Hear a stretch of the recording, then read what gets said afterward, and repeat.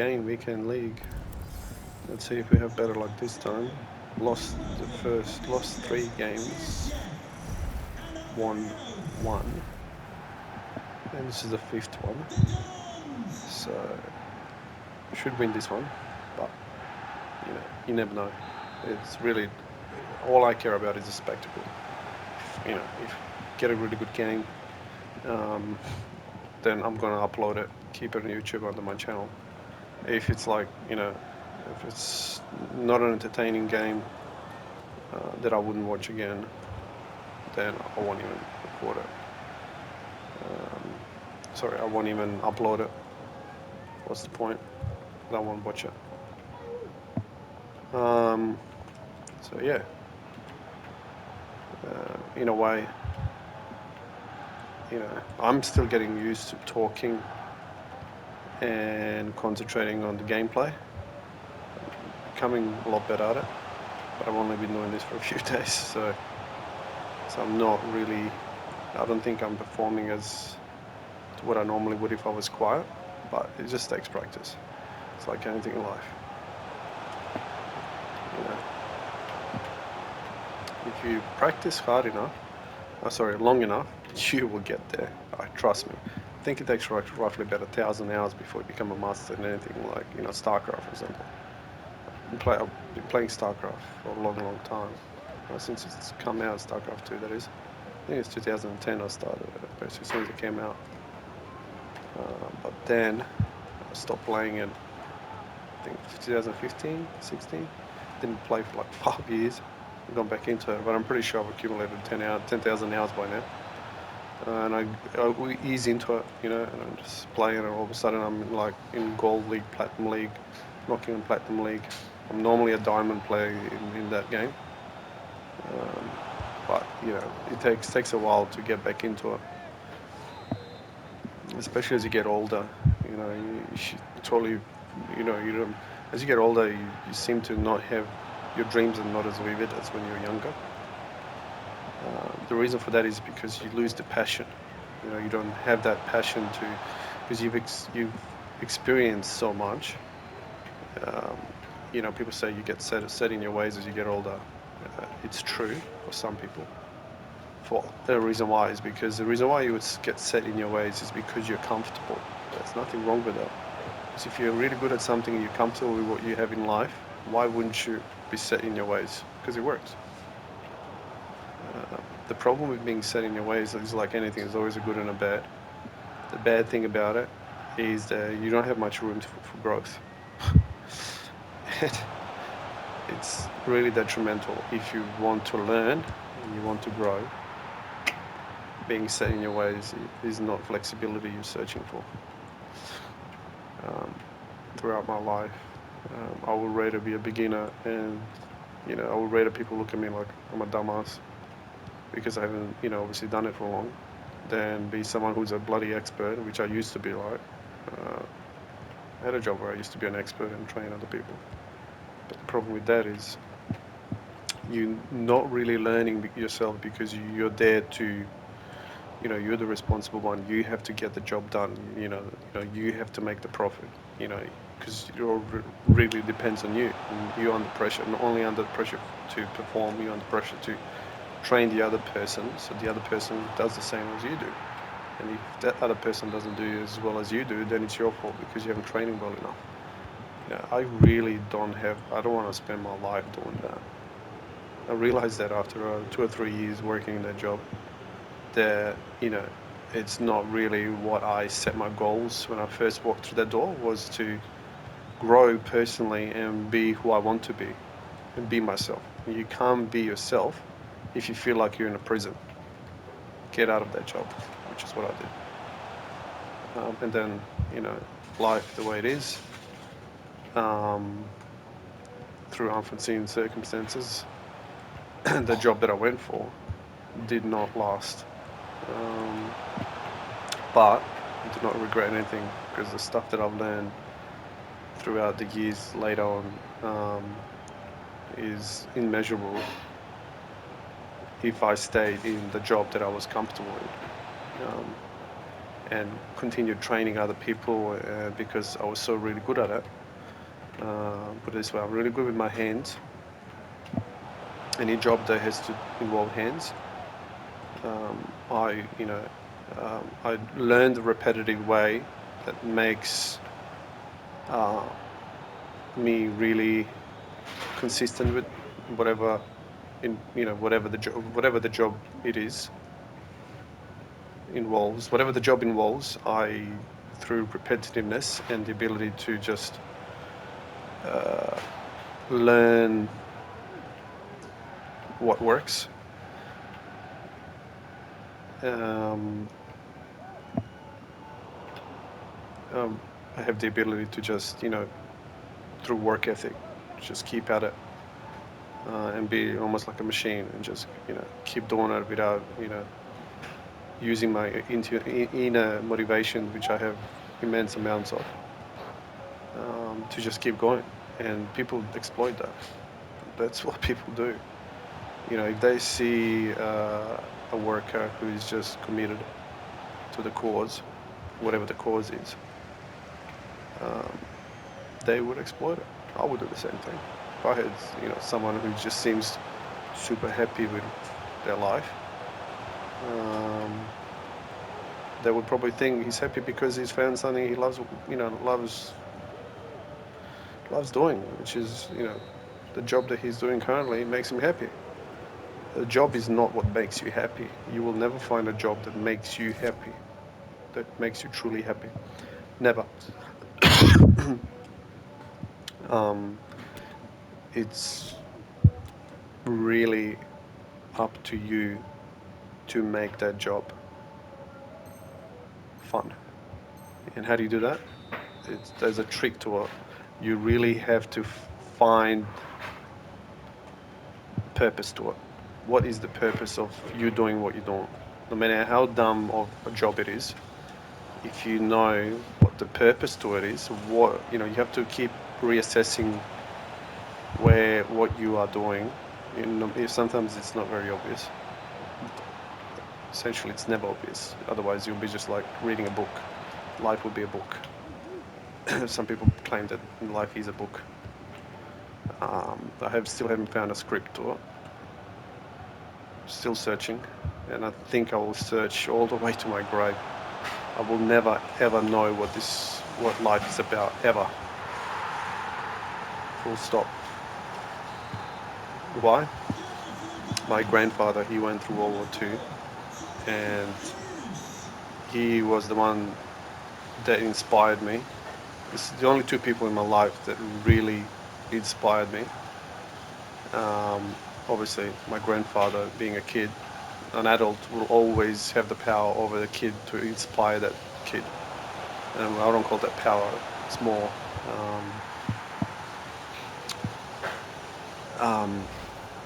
like ignition in a way, ignite, ability to spark. Adults have that ability over young minds that haven't fully developed.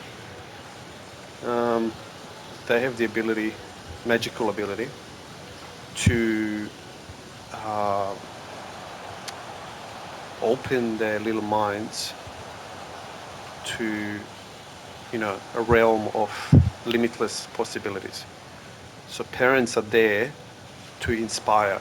They're not there to, they're not just there to safeguard the kids from danger or whatever. That's the animalistic caveman era. Society is built in a way now to, to protect us from dangers, bodily harm and all that. We have facilities and structures to don't have to really worry about that as much anymore, and we do a better job every time. But these days, for young minds, it's about inspiration, and it starts off with parenthood, and it's actually getting harder and harder for a lot of working people to inspire their little young family members due to busy lifestyles, looking after yourself as well on a personal level. But staying in the moment is never been more underrated. So staying in the moment, being in the moment is critical. So if you can be in the moment, what that means, being in the moment, explanation, trying to explain it better. Being in the moment is forgetting that you have responsibilities, that you are an adult, for the sake of this argument. Forgetting that you're an adult, forgetting who you are, you don't exist. That's being in the moment. All you have is what you're thinking that moment of time. And if you can be like that when you're spending time with your little ones, or spending time with anybody who's young, you get to have a huge better chance of inspiring that person. So that's what my grandfather did to me. So he basically, he was the first adult. As a kid, I don't remember anybody else except my grandmother. Yeah, my grandmother was like that too. But he was the one that, influenced me. Actually, my grandmother was the first one that did it, but I was like 5. My grandfather did it later on when I was 8, 10, 12. Last time I saw him was 14 years of age. He instilled this ability, this critical way of thinking, which is age is just a number. So essentially, we are, without, obviously he never said anything like that, but the most important thing is the impression that the person makes on you. So because the way he was talking to me about his life, what he went through in World War II and the difficulties he went through, he wasn't never begging any side. He never talked about any side as a bad side, because he was just talking from personal experience. Was the fact that to me, age is just a number. Meaning, if you are conversing or having a conversation with someone and they are, I don't know, 30 years younger than you, you are talking on their level. Meaning, if they're talking about, I don't know, sports, and you're 80 years old, and they're, let's say, 20, and they initiated the conversation, of course, they would be the one initiating conversation about sports more than likely. That 80-year-old will be talking to them on their level. But obviously, the 80-year-old will run out of energy and get bored talking about sports if it's the same passion that the 20-year-old does. That's normal.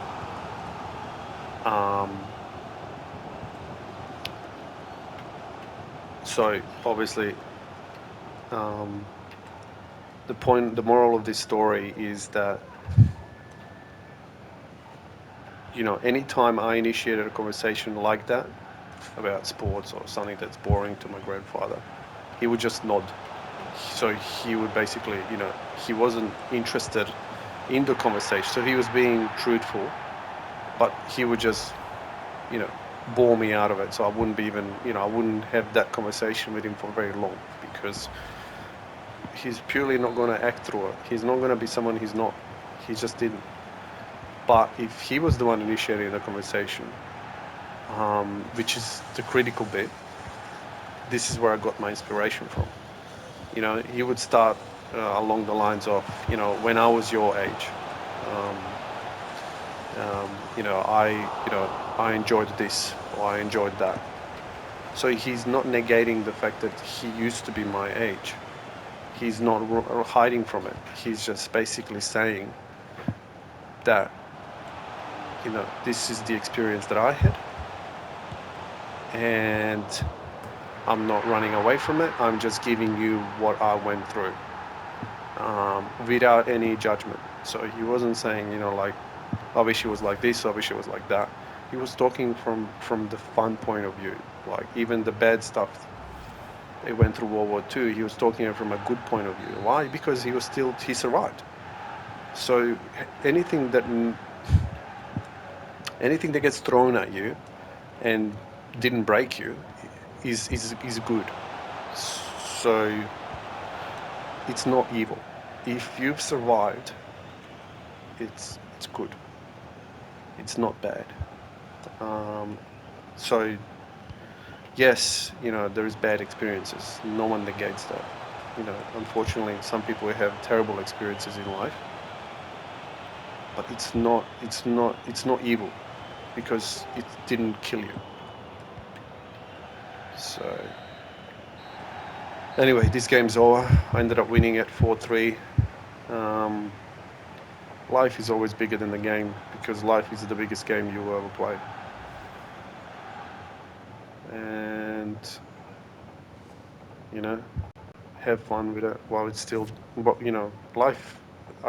To be honest, life doesn't end here, and that's just my inner feeling. I don't believe in that life ever ends. G.Bale, Gareth Bale.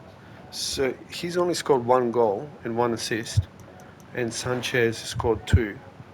But this guy is man of the match. Just doesn't make sense. Hang on a minute. So he's got 1 goal and 1 assist. Yeah, it has to be his passing accuracy, 94%. Sanchez has got 92%. What else? So how did I... So, let me see. Shots, he had 3 shots on goal. Sanchez had more shots. Sanchez had 4 shots. Dribbling accuracy, 77%. Bale had 100%.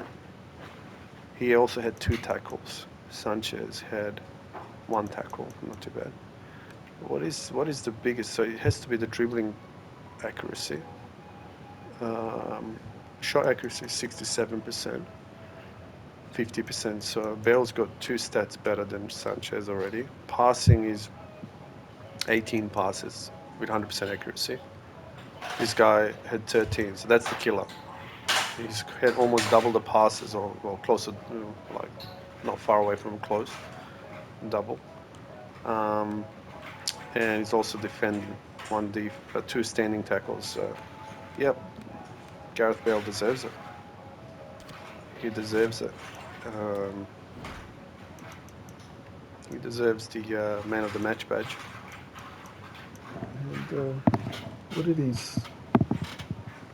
he end up?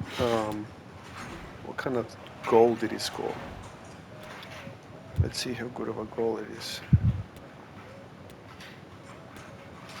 Let's see. Oh, it wasn't my Bale. Right, so it was the opponent's player that... Actually, yeah, opponent's player is the man of the match. Yeah. So his player had like a blinder basically. He still couldn't win. He had double the tackles. My passes, for some reason, I always have like double the amount of passes than my opponent for some reason. Just the way I play. I can't dribble, so instead I pass. Anyway, I needed this win, so I've won 2 out of 5, the first 5 games. So the first quarter of the weekend league's finished. Winning 2 out of 5 is pretty much on ballpark what I normally do on average. So that means if I win 2 games every 5 games, so that's 2, 4, 6, 8. So that's not good enough. So I have to get on a winning streak. Anyway, who cares? Sign.